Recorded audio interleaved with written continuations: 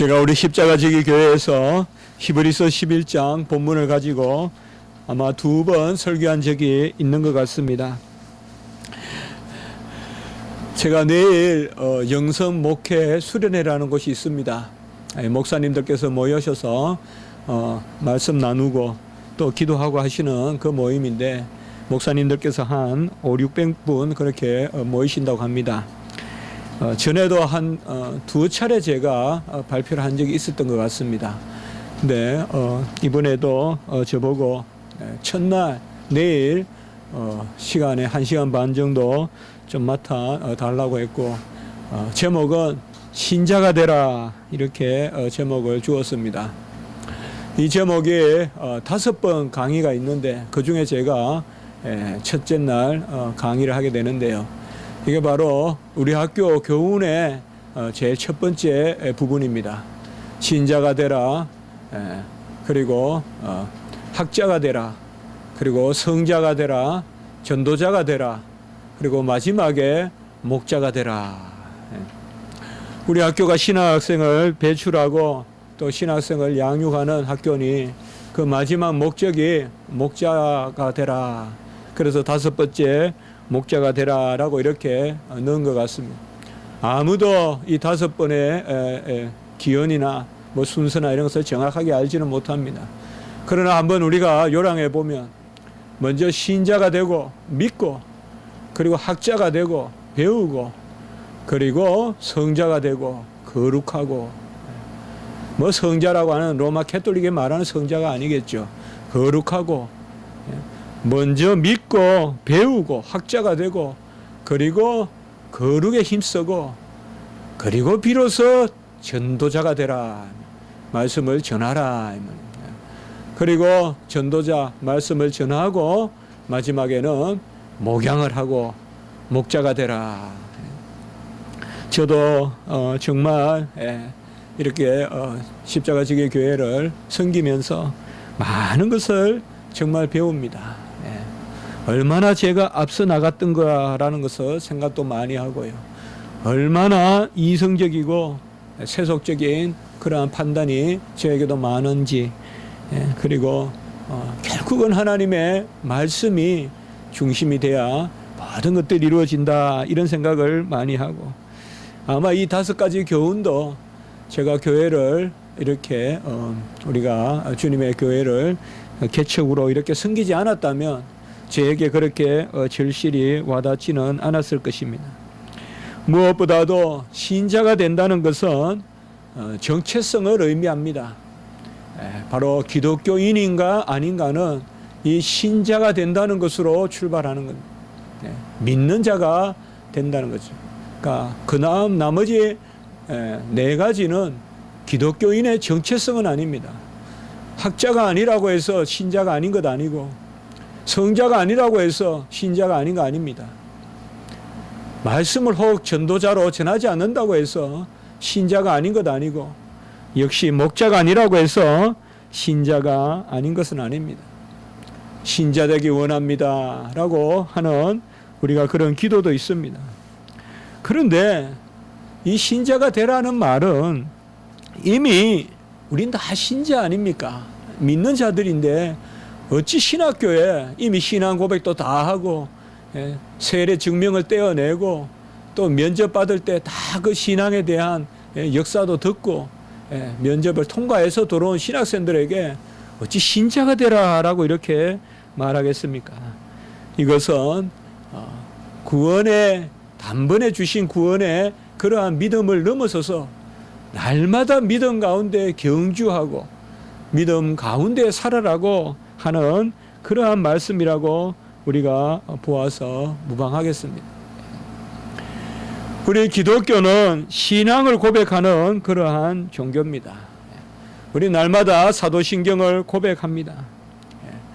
이 신앙 고백이 절체절명의 기독교인의 바로 목숨이라도 이 신앙 고백을 양보할 수 없는, 그것이 바로 우리 기독교인의 신앙 고백입니다. 신자의 고백이 신앙 고백인 것입니다.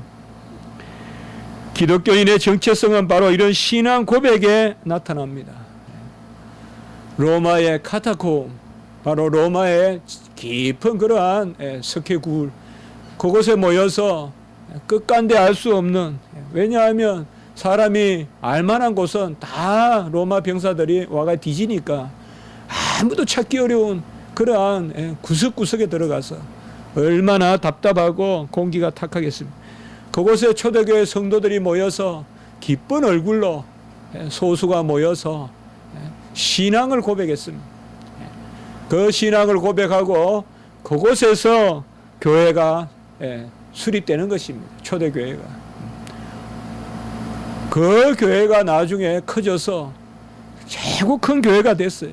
그때까지는 좋았어요. 그게 바로 로마 교회예요. 그런데 그것이 타락해서 로마 캐톨릭이 되어버린 것입니다. 초대교회 성도들은 바로 함께 모여서 신앙 고백하고 그 고백의 말씀을 풀어서 설명 듣고 그것이 식견이 갖춰지면 세례 주고 성찬에 참여하는 이것이 바로 초대교회의 형성인 것입니다. 우리 성경은 신앙 고백에 기초하고 있습니다. 그리스도 예수, 주 예수라는 이 호칭 자체가 신앙 고백에서 나왔다는 것을 우리가 지난 시간에 말씀드렸습니다. 그리스도 예수다라고 하는 것은 바로 한 분 중보자가 계시니 그리스도 예수시라.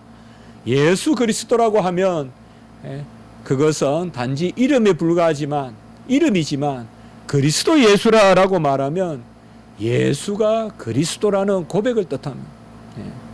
주 예수다라고 할 때는 바로 쿠리오스 예수스, 주 예수라고 부를 때는 예수가 주라는 고백입니다. 초대교회의 호칭은 그 고백입니다. 주 예수다 이라면 예수는 우리 주시다. 성경에는 이러한 신앙 고백, 크레도, I believe in, 바로 신앙 고백이 성경에 가득 들어 있습니다. 서마리아 여인이 그리스도를 만났다. 곧 메시아를 만났다. 서마리아 여인의 신앙 고백입니다. 오늘 새벽 예배에서는 나다나엘에 대한 말씀을 보았는데요. 나다나엘이 바로 예수 그리스도를 하나님의 아들이요 이스라엘의 임금이다. 이것도 바로 신앙 고백입니다. 우리는 베드로의 신앙 고백을 너무나 잘 알고 있습니다. 주는 그리스도시요 살아계신 하나님의 아들이시니 네가 개바라 베드로라 네 반석 위에 교회를 세우겠다. 바로 신앙 고백이에 반석 위에 교회를 세우는 것입니다. 도마도 나의 주 나의 하나님이라고 결국 지각의 신앙을 버리고 영적인 그러한 비밀스러운 신앙의 비밀을 갖게 되었을 때 고백을 하였습니다. 나의 주 나의 하나님. 십자가 아래에서 백부장은 바로 이 사람이 하나님의 아들이었도다라고 이방 백부장은 고백하고 또 이 사람이 진정 의인이었다라고도 고백했습니다. 우리 기독교인은 어떤 부적을 붙이고 동일한 말을 되뇌이는 주문을 외우는 그러한 신비주의나 주술주의의 이방 종교가 아닙니다. 그리고 어떤 공로주의에 빠져 수행을 일삼는 그러한 수행 종교도 아닙니다. 우리 기독교는 말씀의 종교요. 이 말씀을 믿는 종교입니다. 말씀을 머리로 이해하는 종교가 아닙니다. 말씀을 팔만대장경 만들듯이 조각조각 새겨가지고 판본을 만든다고 거기에 무슨 영역이니 공역이니 하면서 따지는 그게 아닙니다. 말씀을 믿는 것입니다. 쓰는 것도 아니요, 새기는 것도 아니요, 말씀을 믿는 것입니다. 그래서 하나님의 말씀을 계시로 믿고 받아들이는 것. 이것을 박영현 박사나 우리 박윤선 박사님은 계시 수납 신앙 혹은 계시 의존 신앙 이렇게 말씀했습니다. 계시를 받아들이는 신앙, 그리고 계시를 의존하는 신앙입니다. I believe in, I believe. 그래도 나는 믿는다. 이 말을 할 때 우리의 세계가 열리는 것입니다. I understand, I know 라고 하지 않고 I recognize, 나는 인식한다거나 안다거나 이해한다고 하지 않고 I believe, 나는 믿는다라고 말할 때 우리의 영혼이 열리는 것입니다. 우리의 영혼의 세계가 열리는 것입니다. 믿는다고 할 때 하나님과의 교통이 시작되는 것입니다. 그것이 바로 우리 기독교입니다. 하나님의 백성은 신구약을 불문하고 모두 믿음으로 구원을 받았습니다. 구약 시대는 행위로, 신약 시대는 믿음으로 구원에 이르는 것이 아닙니다. 우리가 오늘 읽었던 히브리서 11장은 믿음의 장이라고도 하는데, 히브리서 11장에 나오는 모든 믿음의 선진들, 오늘 2절에 보면 선진들이라고 나오죠. 믿음의 선진들, 조상들은, 히브리서 11장의 믿음의 조상들은 전부 구약시대 사람들이에요. 구약시대 백성들이에요. 그들의 믿음으로 구원에 이뤘다는 것이에요. 누가 구약은 행위로라고 하거든. 히브리서 11장에 누가 행위로 구원받은 사람이 있나 여기에. 전부 믿음으로. 아벨부터 저 끝까지 다 믿음으로. 기생 라합도 믿음으로. 다 믿음으로 구원을 받았다고 그렇게 말씀하는 것입니다. 아벨이 가인보다 더 나은 제사를 드린 것에 대하여 여러 주석을 하고 있지만은 답은 쉽게 나와 있습니다. 바로 오늘 3절에 보면, 바로 4절에 보면 믿음으로 아벨은 제사를 드렸어요. 이게 끝이에요. 이게 답이에요. 믿음으로 제사를 드렸고 가인은 믿음 없이 제사를 드렸어요. 그 믿음이 뭘까라고 우리는 생각해 볼 수 있죠. 받은 것을 돌려드리는 믿음, 하나님이 모든 것을 지으셨다는 창조주시라는 믿음, 이런 것은 우리가 여러 가지로 해석할 수 있지만은 어떤 재물의 차이라거나 어떤 공로의 차이라거나 그렇게 가인의 재물, 아벨의 재물을 그렇게 해석하는 경우도 있는데 그건 잘못된 해석입니다. 믿음으로 육축을 드리고 곡물을 드렸다고 해서 안 받으시는 분이 아니에요. 소재도 다 받으시잖아요. 바로 믿음으로 드리느냐.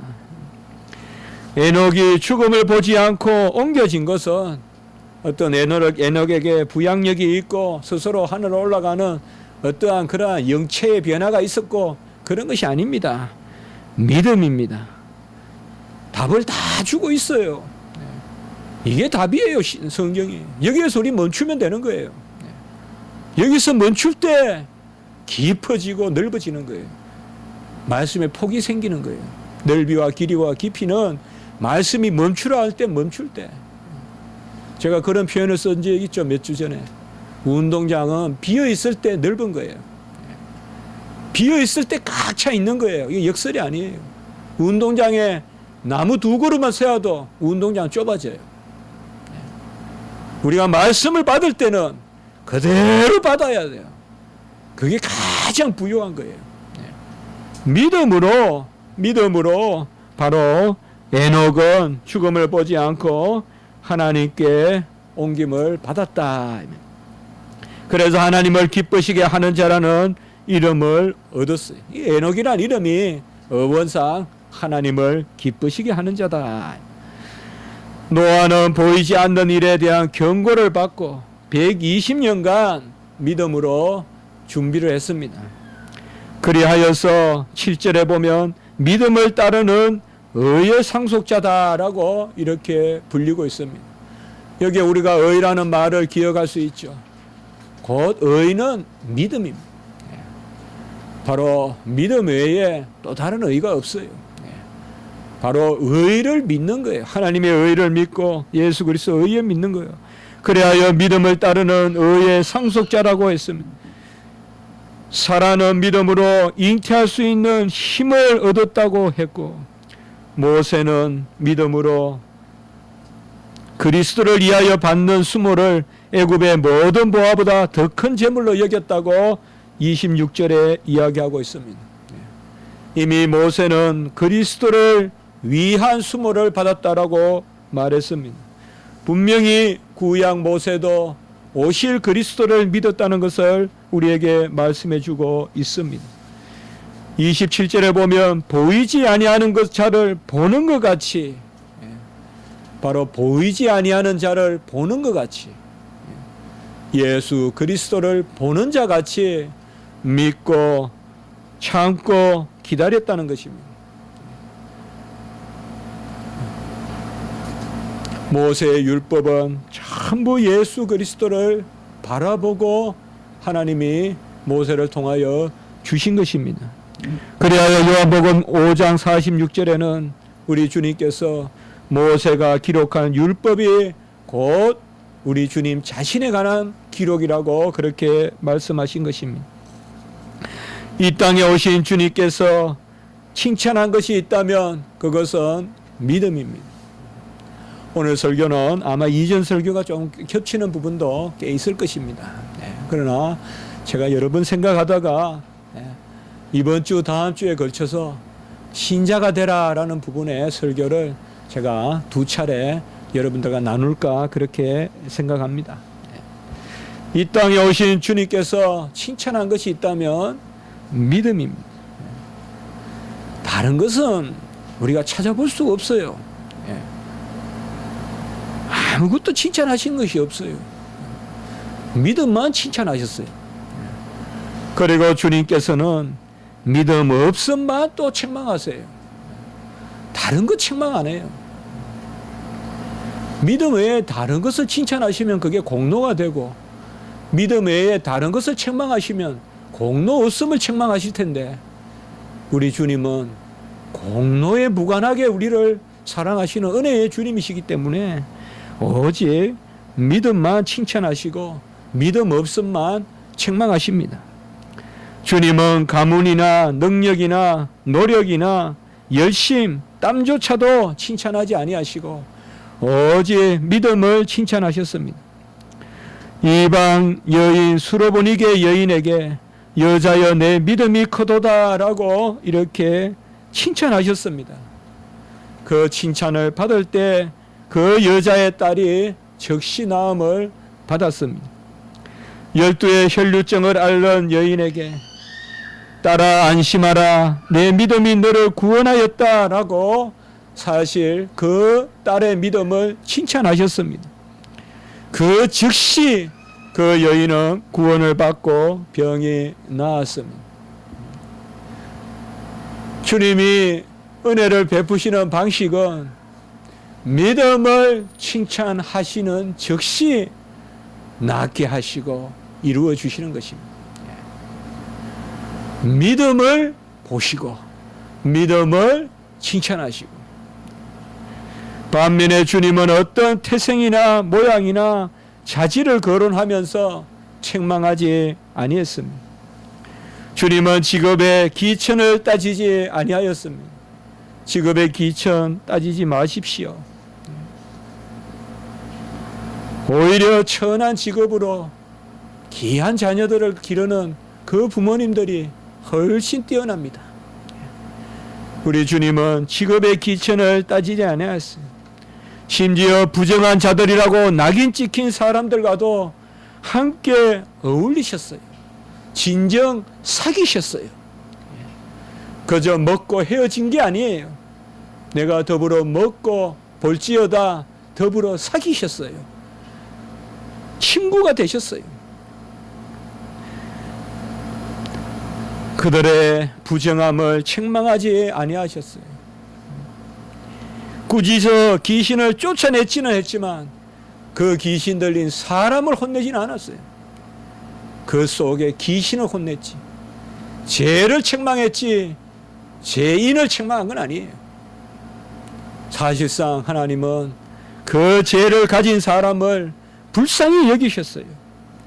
오직 주님이 책망하신 것은 믿음이 없음에 대해서 엄히 책망하셨어요. 제자들이 먹을 것이 없어 수군거리고 서로 어찌할꼬 이 말 저 말 논의하고 있으니까 믿음이 작은 자들아 어찌 떡이 없으므로 서로 논의하느냐라고 이렇게 책망하셨어요. 기도하면 되지.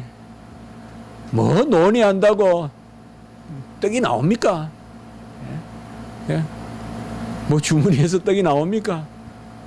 뻔하죠. 1분이면 파악되죠. 먹을 거 금방 파악되죠. 뭐 어찌야 떡을 구하고 말고. 독을 긁는다고 쌀이 나옵니까? 5 아들이 있는데 큰 아들 보고 뒷곁에 가봐라. 둘째 아들 보고 마당에 가봐라. 암만 판다고 쌀이 나옵니까?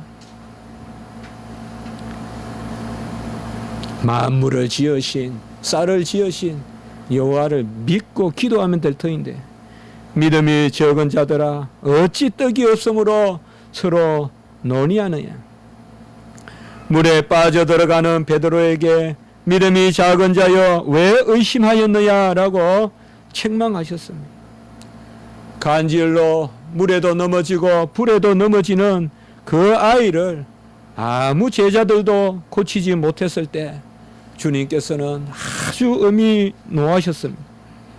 믿음이 없고 패역한 세대여 내가 얼마나 너희와 함께 있으며 얼마나 너희에게 참으리요 라고 이렇게 책망하셨습니다. 주님은 어떤 조건도 없이 무조건 사랑하셨으나 오직 믿음을 보시고 사랑하셨습니다.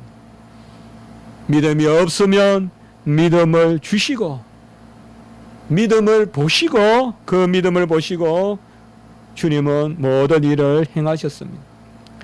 자기를 따라오며 소리를 지르며 불쌍히 여겨달라고 간청하는 맹인들에게 아무것도 조건을 달지 아니하셨어요. 같이 합니다. 너희 믿음대로 되라. 믿음이 유일한 조건이에요. 믿음이 유일한 조건이에요. 믿음대로 되라는 거예요. 인과관계가 없어요. 믿음의 인과관계. 너희 믿음대로 되라. 중풍 걸린 자신의 하인을 낫게 해달라고 간청하면서 주님 오실 필요 없고 말씀만 하셔도 나으리라 한 이방 백부장에게 같이 합니다. 가라. 내 믿음대로 될지니라. 이 믿음대로라는 말이 바로 믿음만이 조건이라는 것이에요. 사랑하시되 믿음대로 될지니라. 믿음을 보시고 믿음이 구원하였느니라. 믿음이 낫게 하였느니라. 과연 믿음이 무엇이기에 이렇듯 주님이 즐거워하시는 칭찬거리가 되고 이 믿음이 무엇이길래 그 믿음을 보시고 놀라운 기적을 일으키시고 놀라운 행사를 행하시는 것입니까?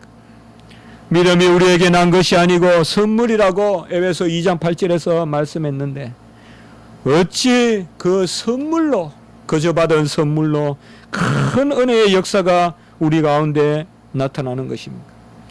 오늘 히브리서 11장 4절에는 아벨이 죽었으나 믿음으로써 지금도 말하느니라 라고 이렇게 말하고 있습니다. 우리 성도들은 다른 걸로 말하면 안 돼요.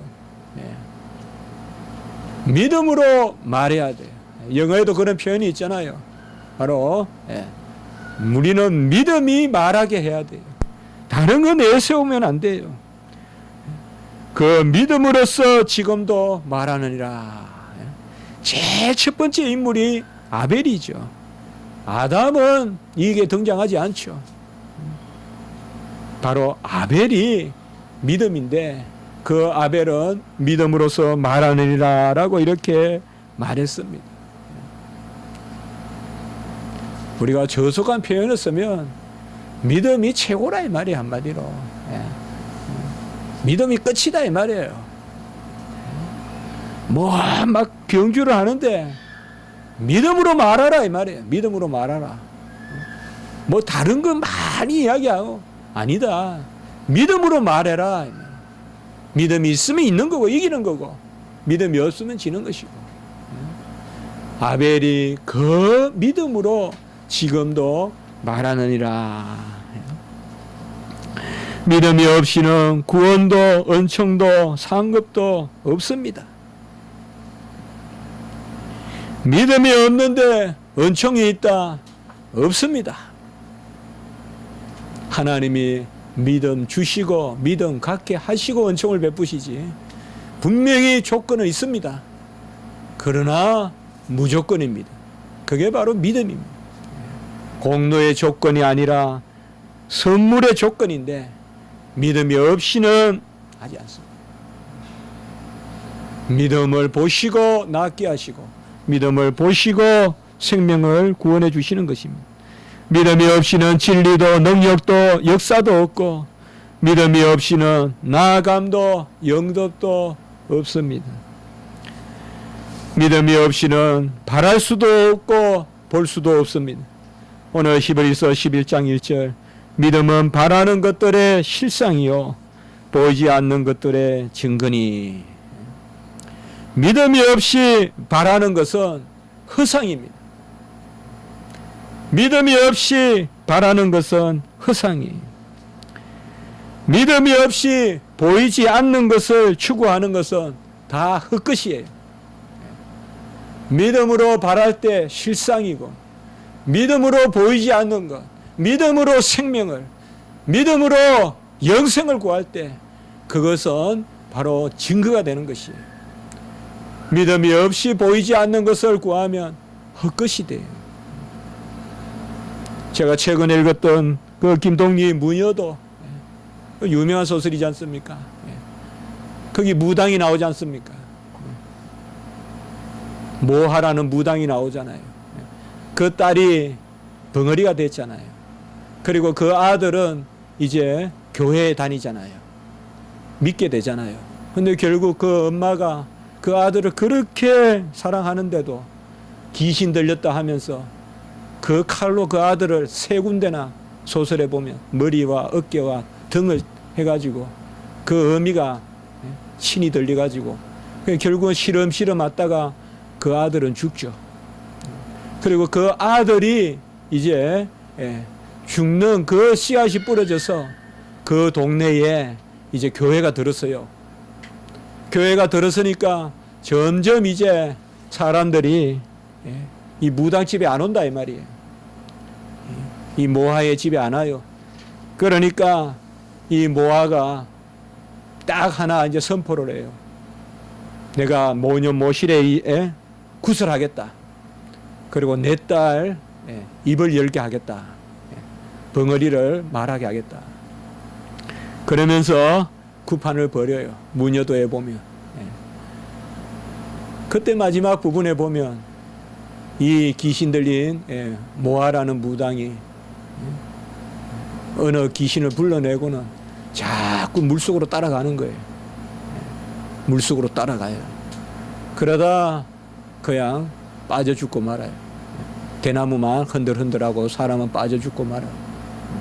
이게 대충 이 소설이에요. 제가 말씀을 주면 그 생각을 해봤어요. 믿음이 없이, 하나님을 믿는 믿음이 없이 보이지 않는 것들을 추구하다가는 보이지 않는 것에 사로잡혀 죽어요. 귀신 들려요. 미쳐버려요.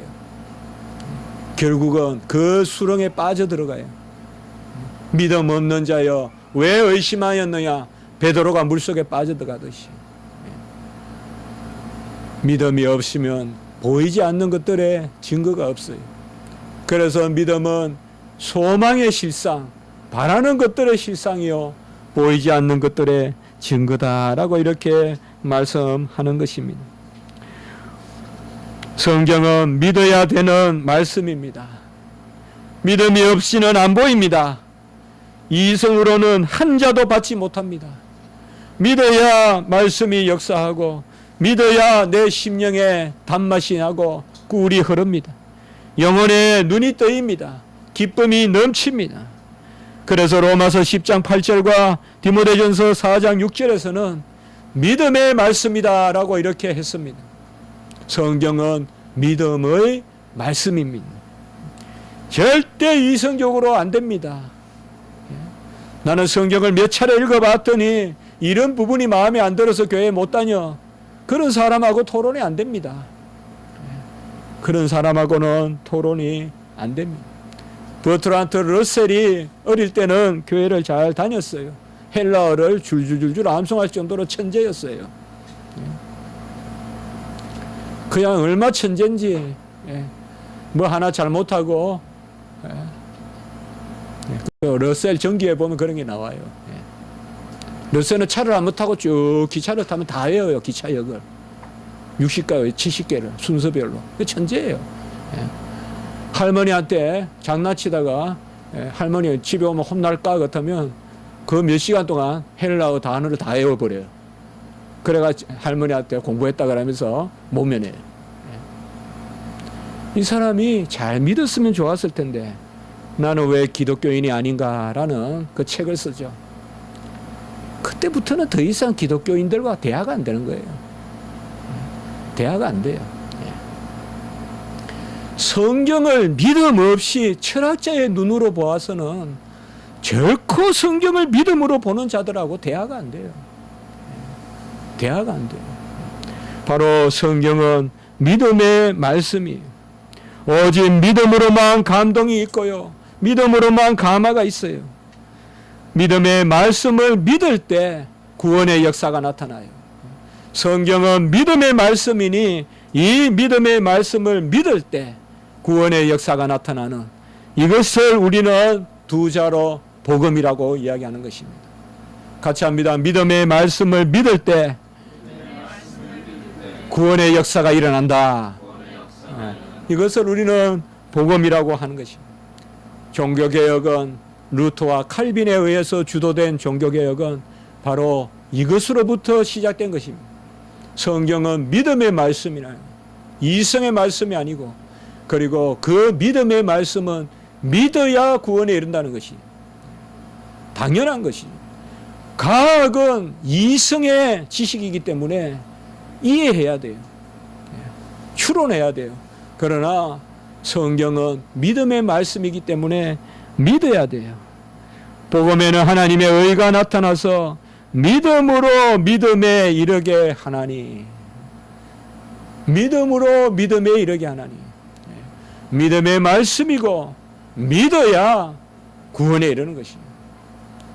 기록된 바 오직 의인은 믿음으로 말미암아 살리라 함과 같으니라. 이것이 바로 종교개혁의 정신인 것입니다.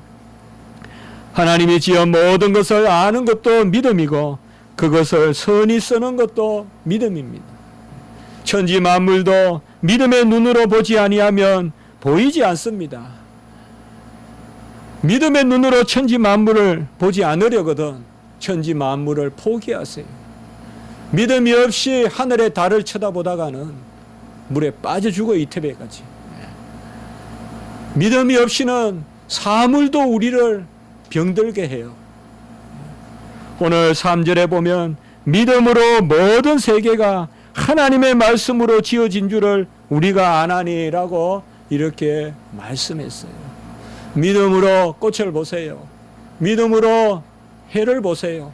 믿음으로 달을 보세요. 그때 우리 안에 참 하나님의 창조의 섭리와 그 만물의 어떠함이 보여요. 보여요. 알게 돼요. 바로 우리는 믿음이 없이는 하나님이 지은 것을 알 수도 없고 그것을 선히 쓸 수도 없어요.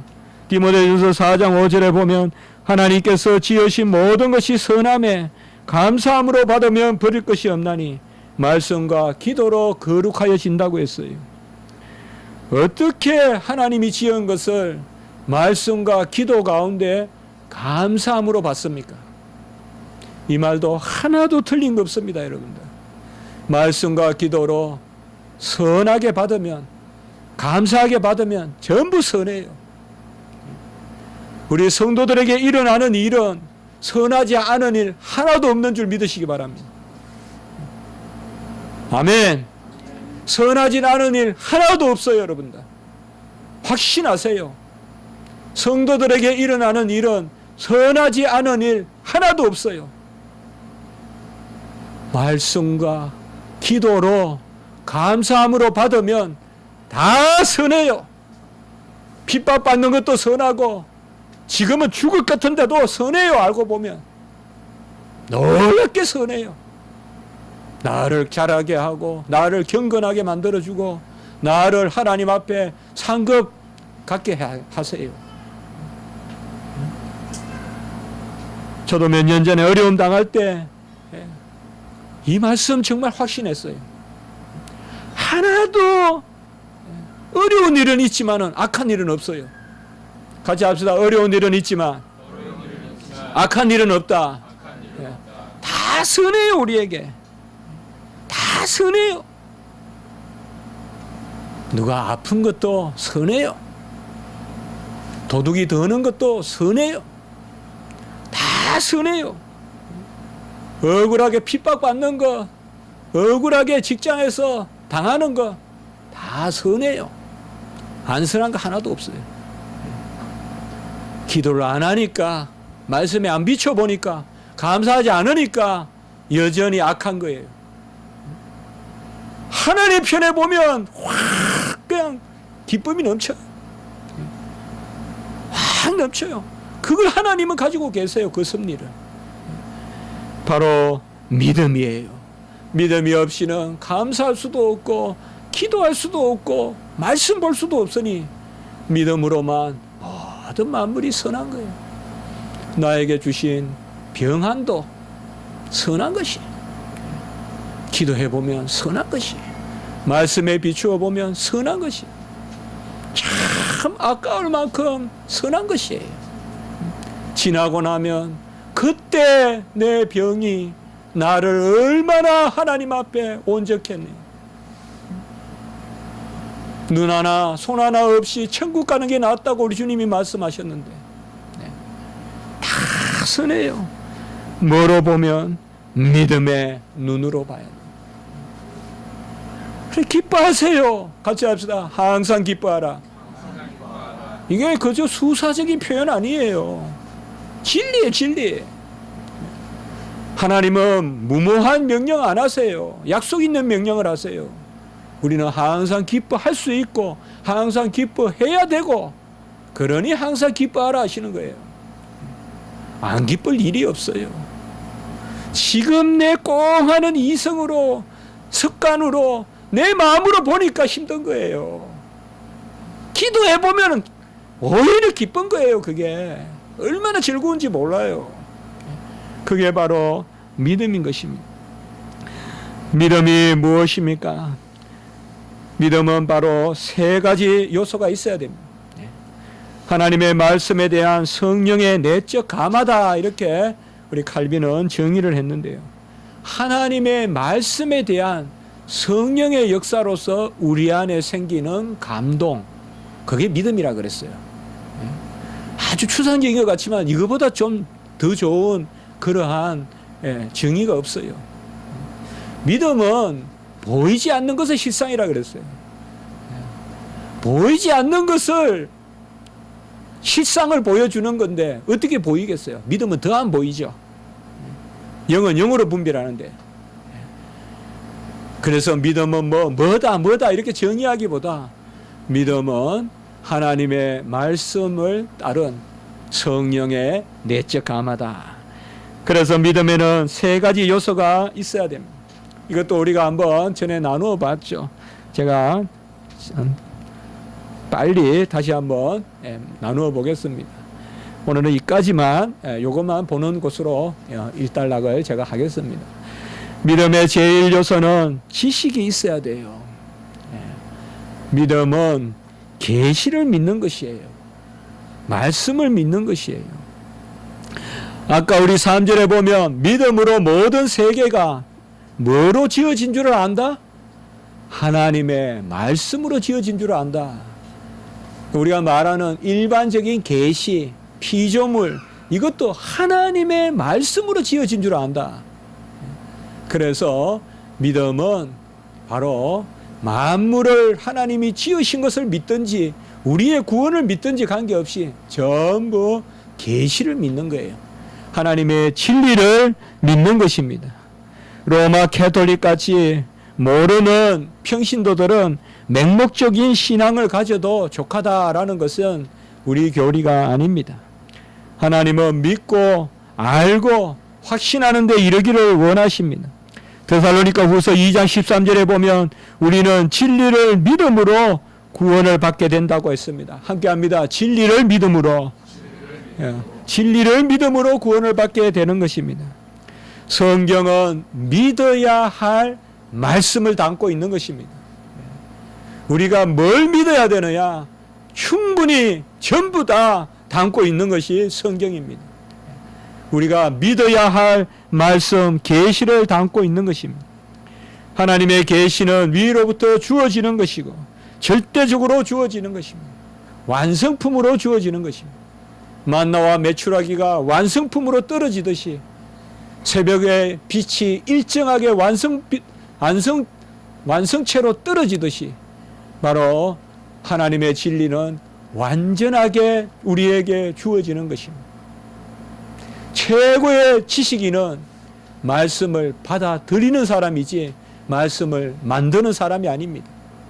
자유주의 신학자들이 뛰어난 것 같고 그들이 명민한 것 같아도 그들은 무식한 사람이 하나님 보시기에 가장 뛰어난 사람은 제가 신학 공부를 하지만은 가르치지만은 가장 지식인이 누군가 압니까? 말씀을 그대로 받아들이는 거예요. 그게 지식이에요. 그게 심오함이에요. 그건 쉽지 않아요. 그런데 기도해야 돼요. 많이 알아야 그냥 받아들여요. 모르니까 따지는 거예요. 자꾸. 그래서 알기에 힘쓰는 거예요. 왜 알기에 힘쓰는지 알아요? 그저 받아들이려고 알기에 힘쓰는 거예요. 받아들이려고. 따지려고 알기에 힘쓰는 거 아니에요. 세월이 흐를수록 자꾸 따지는 게 없어져요. 우리 신학교 1학년 때는 많이 따져요. 2학년, 3학년 되면 그들이 지식에 대해서 무관심해서가 아니에요. 배우니까 자꾸 믿게 되는 거예요. 그게 바로 하나님의 말씀은 지식을 우리는 믿는 것이에요. 복음을 믿되 율법을 폐지하는 것이 아닙니다. 믿음으로 말미암아 율법을 파기할 수 없고 오히려 율법을 굳게 세운다고 했어요. 복음도 믿고 율법도 믿고 하나님의 말씀을 그대로 다 받아들이는 것입니다. 사마리아 여인과 같이 이전의 사마리아 여인은 모르는 신, 알지 못하는 신을 예배했다면 이제 우리는 아는 것을 예배하는 것입니다. 그래서 믿음의 폭은 곧 지식입니다. 계시입니다.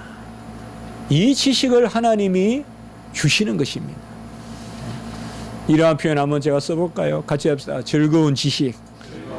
즐거운 지식입니다. 철학자들이 쓰는 표현인데 우리가 진정 즐거운 지식은 우리 하나님의 지식이에요. 하나님의 지식은 즐거워요. 두 번째, 이 지식에 대한 객관적인 승인이 있어야 돼요. 그것이 진리다라는 것이죠. 그리고 세 번째, 그것이 나에 대한 진리라고 받아들이는 주관적인 확신이 있어야 돼요. 이 세 가지가 있어야 믿음이에요. 첫째로는 뭐예요? 말씀이 있어야 되고, 두 번째는 그것이 진리임을 인정해야 돼요. 그건 객관적인 진리다. 하나님은 사랑이시다. 객관적인 진리라는 데 대한 믿음이 있어야 되고, 그리고 여기서 끝나는 게 아니에요. 세 번째가 있어야 돼요. 나에게 진리가 돼야 돼요. 하나님은 나에게 사랑이시다 이 말이에요. 이 세 가지가 있을 때 우리는 믿는다고 이야기하는 거예요. 이 믿음의 세 요소가 있어야 돼요. 어떻게 보면 어렵게 한 단계 한 단계 세 고개를 넘는 것 같아도 다 동시에 우리에게 선물로 주어지는 거예요. 우리가 주여 하나님은 나의 창조주시여 구주시여라고 고백할 때 지식이 있고 객관적 진리의 인정이 있고 내가 그렇게 믿는다는 확신이 있는 거예요. 이 세 가지가 있을 때 우리는 바로 믿는다고 하는 것입니다. 아무리 객관적으로 그렇다고 하더라도 내가 그것을 믿지 아니하면 그것은 아직 믿음이라고 할 수가 없습니다. 아브라함의 하나님, 이삭의 하나님, 야곱의 하나님, 모세의 하나님까지 성경에 나와요. 이제 나의 하나님이 돼야 돼요. 그 하나님이 왜 아브라함, 이삭, 야곱이라 그랬어요. 야곱은 또 아브라함과 이삭의 하나님이라고 불렀어요. 왜 이렇게 계대를 이어가면서 아브라함, 이삭의 하나님, 아브라함, 이삭, 야곱의 하나님, 아브라함, 이삭, 야곱, 모세의 하나님. 이제 우리는 아브라함과 이삭, 야곱, 모세, 나의 하나님이 바로 그 객관적인 그들의 하나님이 나의 하나님이라는 것이죠. 요셉이 구덩이에 빠뜨려 죽을 지경까지 되었어요. 그래서 우여곡절을 겪고 또 애굽에 갔어요. 또 보디발의 집에서 또 승승장구했어요. 그런데 그 아내의 모함을 받았어요. 정말 참 어려운 상황이죠. 또 시대 옥에 갇혔어요. 그런데 하나님이 궁극적으로 그를 붙드셔서 높이 세우셨어요. 우리는 다 요셉같이 되고 싶죠. 그러나 요셉이 당한 고난은 싫죠. 이 말씀을 매일 읽어요. 근데 내가 구덩이에 빠졌을 때, 내가 감옥에 갇혔을 때, 이 창세기의 말씀이 내 말씀이 돼야 돼요. 그럴 때 우리가 믿는다고 하는 거예요. 그저 요셉이 그랬다더라. 이것은 그냥 역사예요. 역사, 히스토리. 그것을 계시로 내가 말씀으로 받을 때, 믿을 때 내 안에 하나님 말씀으로 역사하는 거예요. 그들의 말씀으로 받지 마세요. 나의 말씀으로 받으세요. 성경에서 실수하는 것도 나의 실수에 비추어 나의 말씀으로 받으세요. 사사기의 그 많은 죄악들을 저들이라고 손가락질하지 말고 우리 안에도 그런 죄악성이 없는지 우리 안에도 내 말씀으로 받을 때 그것이 바로 믿는 것입니다. 로마서 10장 10절에 보면 사람이 마음으로 믿어 의에 이르고 입으로 시인하여 구원에 이른다. 이것도 바로 마음으로 믿고 입으로 시인한다는 것도 바로 그런 부분이라고 여기면 될 것 같아요. 객관적인 진리고 그리고 내가 확신하고 있는.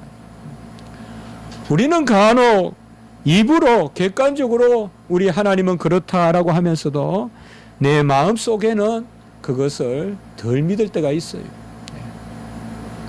하나님의 말씀을 믿는다는 것은 고백입니다. 내 스스로 되는 것이 아니라 우리가 고백하는 것입니다. 하나님의 말씀을 제가 믿습니다. 마음으로 믿고 입으로 시인하여. 신명기 30장 14절에는 바로 하나님의 말씀이 매우 가까워 우리의 입술에 있고 마음에 있다고 했어요. 입술은 객관적인 그러한 지식이고 마음에 있다는 것은 주관적인 지식이고 하나님의 말씀은 가깝다라고 이렇게 이야기했습니다. 하나님 말씀 보십시오. 언제든 하나님의 말씀 펼치십시오. 답이 있습니다. 지금 나에게 말씀하십니다. 하나님의 말씀은 언제든 우리를 즐겁게 합니다. 모든 일을 선하게 바꾸어 주십니다. 바꾸어 주시는 게 아닙니다. 이미 선합니다. 우리가 그렇지 않다고 여길 뿐입니다. 그러나 하나님의 말씀을 믿을 때 바로 믿음은 하나님의 살아계시는 그 나의 말씀으로 말씀을 받을 때 믿는 것입니다. 나의 말씀으로 고백하고 나의 말씀으로 소명을 받는 것입니다. 사람들은 세례 요한, 예레미야 선지자 중에 하나라고 그리스도를 이야기했을 때, 예수님을 이야기했을 때 예수님은 제자들에게 너희는 나를 누구라 하느냐라고 말했습니다. 이 시대에 우리 하나님이 묻습니다. 사람들은 이렇게 하나님에 대해서 이야기하는데 너희는 나를 누구라 하느냐? 너희는 나를 누구라 하느냐? 제자들에게 너희는, 여기에 액센트는 너희입니다. 너희는 나를 누구라 하느냐? 바로 우리의 신앙입니다. 사람들은 저렇게 믿더라도 우리는 어떻게 주님을 믿느냐? 주는 그리스도시요 살아계신 하나님의 아들이시요 모든 이방인들이 찌르고 죽이고 침을 뱉고 하던 백부장이 아마 이 백부장은 하인의 나음을 받은 백부장일 수도 있겠고 어쨌든 이방 백부장이 주님을 따르던 백부장이었어요. 이는 진실로 하나님의 아들이었도다. 아까 말씀을 드렸죠. 우리는 우리의 고백을 가지고 있으면 돼요. 세상은 다 이렇게 이야기한다고 너무 한탄하지 마시고 너희는 나를 누구라 하느냐. 세상은 에레미야다 혹은 선지자 중에 하나다. 세상은 엘리야다라고 예수 그리스도를 세례 요한이다 에레미야다라고 하지만은 너희는 나를 누구라 하느냐. 디베라 바닷가에서도 주님께서 묻습니다. 같이 합니다. 내가 나를 사랑하느냐. 여기에도 액센트가 너에 있어요, 여러분. 내가 나를 사랑하느냐. 우리는 하나님의 말씀을 믿음으로 받아야 합니다. 믿음이 뭘까요? 믿음은 이미 우리가 말했습니다. 믿음은 하나님 편에 이끌리는 것이요 하나님 편으로 나아가는 것이요 하나님이 선물로 주시는 것입니다. 믿음의 말씀이고 말씀의 믿음입니다. 말씀을 믿음으로 보게 되고 믿음은 말씀으로 우리 안에 주어지는 것입니다. 아까 D가 없습니다. 우리의 믿음을 어떤 단순한 눈에 보이는 도구같이 여기지 마십시오. 말씀과 함께 있는 것입니다. 그러므로 말씀을 붙들고 말씀을 듣고 아멘이라고 인정할 때 우리 안에 믿음의 역사가 일어나는 것입니다. 여러분, 우리 자신을 비웁시다. 믿음은 복잡한 가운데 생기지 않습니다. 아주 어려운 그러한 산술 가운데 공식이 주어지는 것이 아닙니다. 믿음은 의뢰하고 맡기고 비우고 하나님의 말씀으로 채우는 것입니다. 그때 하나님의 말씀이 우리 안에 역사하는 것입니다. 이러한 믿음을 가지고 믿음이 이기네 믿음으로 이기고 믿음으로 기뻐하시는 저와 여러분이 되었으면 좋겠습니다. 이 시간 여러분들 마음속에 이렇게 고백하십시오. 지금 나에게 슬픈 일은 없다. 지금 나에게 악한 일은 없다. 믿음으로 모든 일이 선하다. 같이 합시다. 믿음으로 모든 일이 선하다. 고난도 고통도 나를 괴롭히는 사람도 힘들게 하는 여건도 환경도 다 선합니다. 그러니 항상 기뻐하라. 쉬지 말고 기도하라. 범사에 감사하라라고 그렇게 말씀했어요. 이 말씀은 우리가 억지로 이루어야 되는 목표가 아니라 우리에게 이미 주신 고백입니다. 한번 기도드리겠습니다. 거룩하고 자비로우신 하나님 아버지, 믿음을 선물로 주셔서 믿음 가운데 살게 하시니 감사합니다. 선물로 주신 믿음 있음을 믿게 하시고 그 믿음을 겨자씨만큼이라도 사용하면 나무도 뽑혀 옮기고 산도 들어 옮길 줄을 믿습니다. 믿음으로 무리를 걸을 줄 믿습니다. 믿음으로 큰 여호와의 행사를 볼 줄 믿습니다. 믿음으로 살게 하시고 믿음으로 믿음의 말씀을 받게 하시고 믿음으로 믿음에 이르는 구원의 복음의 역사를 우리 가운데 경험하게 하여 주시옵소서. 우리의 십자가 지기 교회가 너희들은 나를 누구라고 하느냐, 너희들이 나를 사랑하느냐, 바로 참 믿음 가운데서는 교회가 되게 해 주시옵소서. 감사합니다. 모든 영광 하나님께 올려드리옵고 구주 예수 그리스도 이름으로 기도드리옵나이다. 아멘.